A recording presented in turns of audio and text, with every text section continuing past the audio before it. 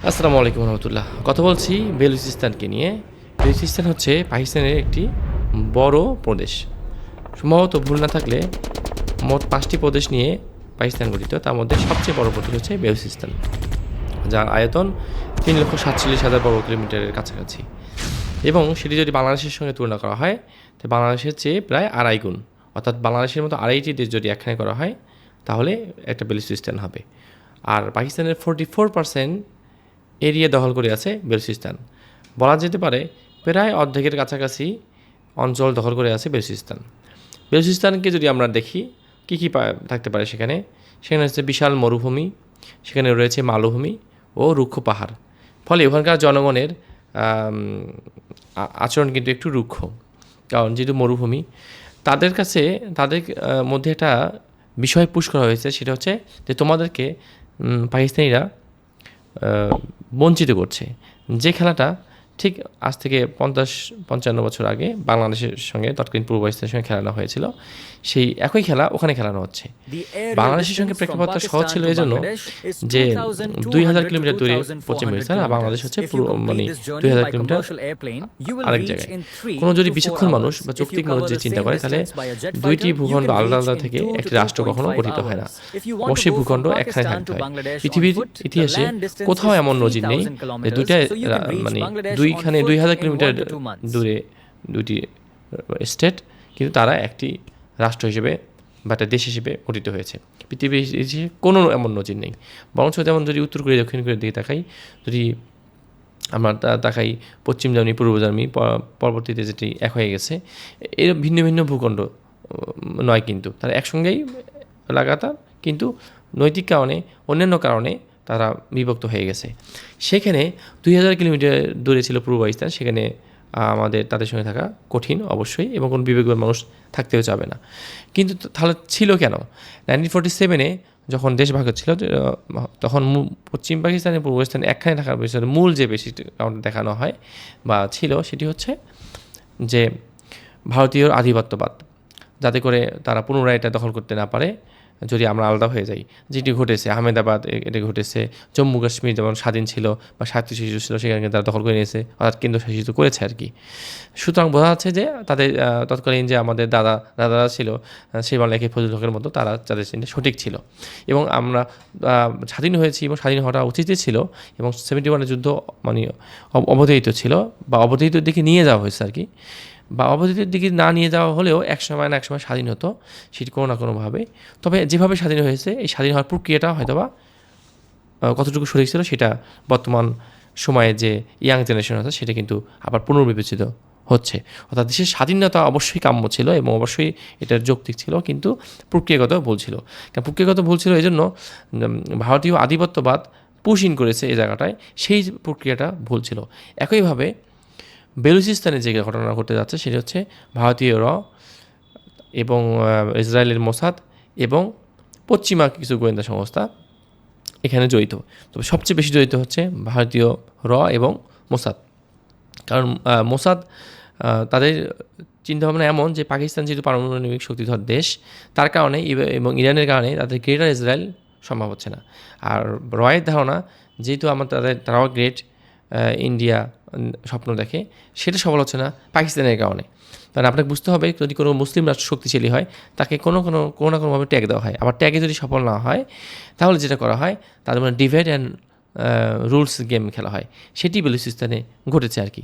বেলুচিস্তানে মতো অভাবী জায়গায় কোনো কিছুই নেই, সেখানে ডেভেলপমেন্ট করা খুব টাফ। আবার যদি ডেভেলপ করা সম্ভব হয়, তাহলে বেলুচিস্তান সবচেয়ে ধনী প্রদেশে রূপান্তর হবে।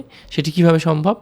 বেলুচিস্তানের মাটিতে রয়েছে তেল এবং গ্যাস। আমরা আবুধাবির দিকে যদি তাকাই, 50-60 বছর আগে তারা বেদুইনদের মতো জীবনযাপন করছে, কিন্তু আজকে তারা সবচেয়ে বড় বড় অট্টালিকা তৈরি করেছে, সবচেয়ে ধনী স্টেটের রূপ নিয়েছে। সেটি বেলুচিস্তানেও সম্ভব, কিন্তু পাকিস্তান এটা করতে পারছে না। কেন পারছে না? এই জন্য যাদের কাছে প্রযুক্তি নেবে, যেমন ধরেন ইরান পার্শ্ববর্তী বেলুচিস্তানের সাথেই লাগা হচ্ছে ইরান। ইরানের কাছে সেটা প্রযুক্তি নিতে পারত, কিন্তু নিতে পারছে না। কেন? কারণ সেখানে আমেরিকা নিষেধাজ্ঞা দিয়েছে। আবার আমেরিকার সঙ্গে একটু লুতুপুতু সম্পর্ক রয়েছে পাকিস্তানের।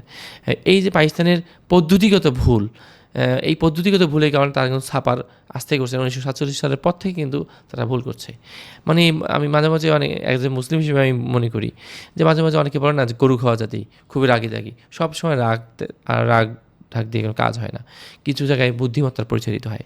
যেমন ধরুন শিখরা যে স্বাধীনতা চাচ্ছে পাঞ্জাবে ওই এই খালিস্তান নামের রাষ্ট্রে যাচ্ছে, সে কিন্তু খুব সুকৌশলে অজিত দোভাল যে এখন নিরাপত্তা বিশ্লেষক যিনি বা নিরাপত্তা দায়িত্বে আছেন, নিরাপত্তা উপদেষ্টা প্রাইম মিনিস্টারের, তিনি একসময় তো আইপিএস অফিসার ছিলেন, তার চাকরি জীবন থেকে উনি এই সমস্ত দেশের তাদের দেশের সাথে ইন্ডিয়ার সাথে কাজ করেছেন এবং খালিস্তানের প্রতি তৎকালীন নেতাকে সঙ্গে মিশে যখন কন্ট্রোল করতে পারেন তখন মেরেই দিয়েছে সিস্টেম করে।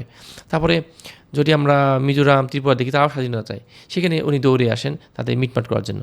কিন্তু পাকিস্তান যেটা করে, তাদের শুধু ওই যে automatic rifle, Chinese automatic rifle আছে, ওটা নিয়ে দৌড়ায় আর গুলি করে আর মারার চেষ্টা করে। যে এই কারণে আরব বেলুচি যে সৈন্যরা আছে বা বিএলএ যেটা আছে, বেলুচিস্তান লিবারেশন আর্মি, তারা কিন্তু আরও খেপে গেছে। দ্যাটস ওয়াই আপনি দেখবেন তারা ওই কয়েকদিন আগে 47 জন আর্মিকে অ্যাম্বুশ করে মেরে ফেলছে। অ্যাম্বুশ হচ্ছে এরকম অতর্কিত হামলা, তা জানে না কোথায় সেনাবাহিনী যাচ্ছে, হঠাৎ করে আক্রমণ হচ্ছে এবং তারা মারা পড়ে যাচ্ছে, ফলে 47 জন সেনা নিহত হয়েছে। এভাবে চলে না। তা আমরা তো জানি পাকিস্তানের একটা শক্তিশালী গোয়েন্দা সংস্থা হচ্ছে আইএসআই। তা আইএসআই তো বুদ্ধিমত্তার পরিচয় দিয়ে তাদেরকে কাছে ফেরাইতে পারে, কারণ তাদের তো ভাই, বেলুচিস্তান তো তাদেরই অংশ, তাদেরই ভাই, তাদের ভাইকে তারা বোঝাতে পারবে না কেন? তাদের ভাইকে তাদের কাছ থেকে আলাদা হতে চাবে কেন? আলাদা হয়ে তো তারা তো পারমাণবিক শক্তিধর দেশ হতে পারবে না, বরঞ্চ দুর্বল হবে। যেখানে এবং মোসাদ খুব সুকৌশলে এখানে আগাচ্ছে। আমি দেখলাম ম্যাপটা আমি শেয়ার করব ইনশাল্লাহ, যে ভারতের ওখানে যাওয়ার সুযোগ নেই, কিন্তু কীভাবে যায়? তাতে একটা রাস্তা খোলা আছে, সেটা হচ্ছে সমুদ্রপথে যত রকমের অস্ত্রশস্ত্র, লজিস্টিক সাপোর্ট এরা কিন্তু বা ভারতীয় গোয়েন্দা সংস্থা এগুলো দিচ্ছে। এবং তাদের সিস্টেমটা এমন ডিভাইড অ্যান্ড রুলস, মানে তোমার নিজেকে মারো। যেমন উদাহরণস্বরূপ যে বাংলাদেশের কথা বলি, কিছুদিন আগে হাতিকে হত্যা করেছে। কে হত্যা করেছে? সে বাংলাদেশের নাগরিক, এবং তাকে আশ্রয় দিয়েছে ভারত। ভারত হচ্ছে সন্ত্রাসীদের জন্য একটা অভয়ারণ্যে রূপ নিচ্ছে। যেমন দালাইল আমার কথা ধরা যেতে পারে। পাকিস্তানের ওই জায়গার যে জায়গাটা আছে তিব্বতের পাশাপাশি, সেখানে পাকিস্তান এবং চীনের মাঝখানে তিব্বত অবস্থিত, সেখানে গোলযোগ বাধায় রাখছে এবং সেখানে দালাই লামা একটা বড় ধরনের ভূমিকা পালন করে। এবং সেই দালাই লামা যখন পালিয়েছে, তখন অনেক বছর থেকে দালাই লামাকে ফ্রি খাওয়াচ্ছে, এমনি খাওয়াচ্ছে, যাতে করে তাকে ইউজ করা যায়।